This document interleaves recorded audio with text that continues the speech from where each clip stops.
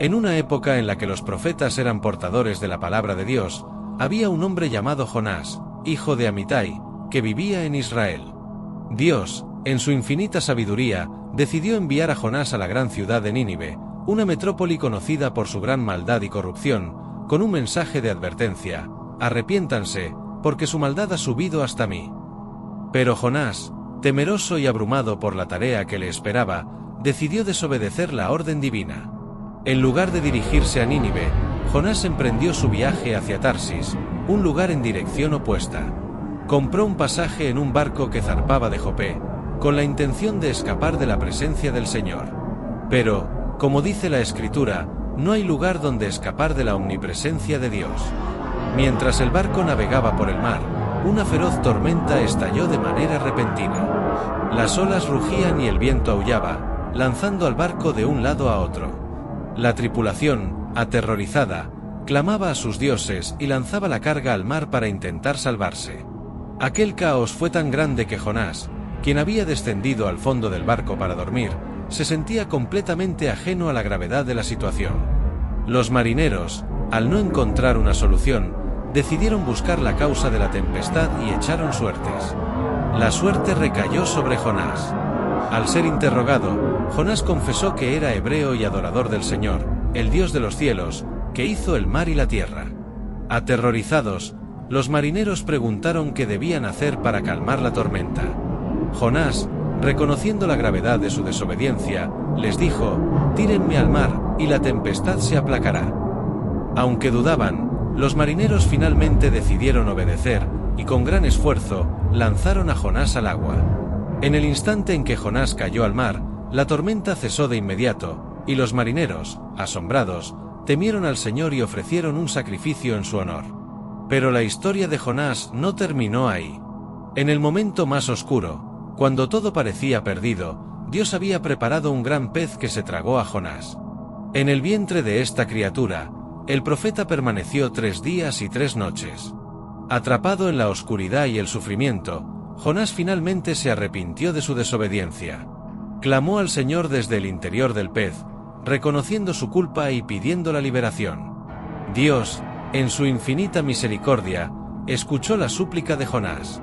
Después de 3 días de reflexión y arrepentimiento, el gran pez vomitó a Jonás en tierra firme.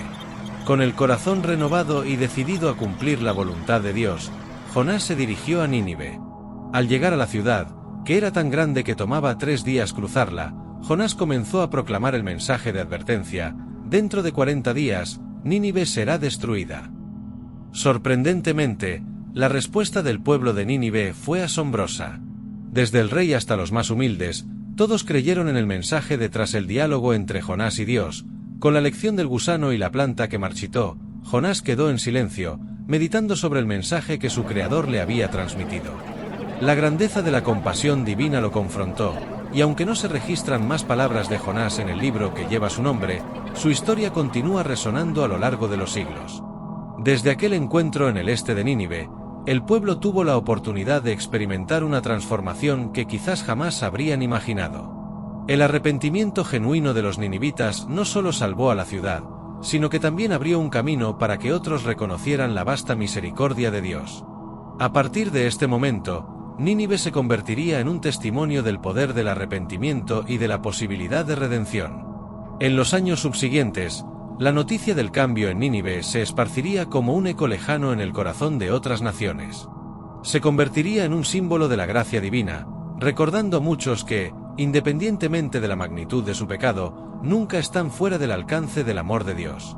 Esa ciudad, que una vez fue conocida por su violencia y maldad, sería recordada por su arrepentimiento.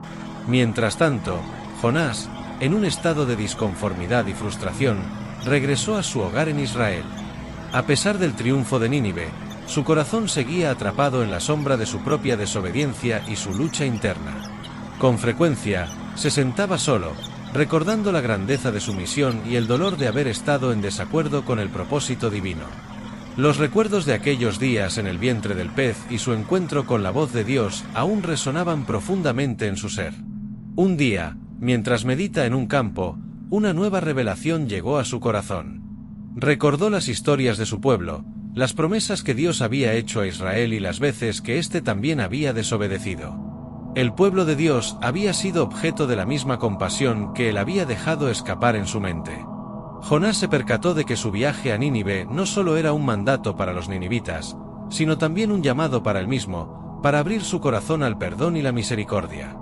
A través de sus experiencias, Jonás llegó a entender que la verdadera grandeza de Dios reside no solo en su justicia, sino en su amor incondicional y en su capacidad de restaurar vidas. La pregunta de Dios sobre la compasión hacia Nínive se convirtió en un eco en su conciencia, transformándose en un catalizador para su propia sanación y entendimiento. Con el tiempo, se dedicó a contar la historia de su viaje y su encuentro con la misericordia divina.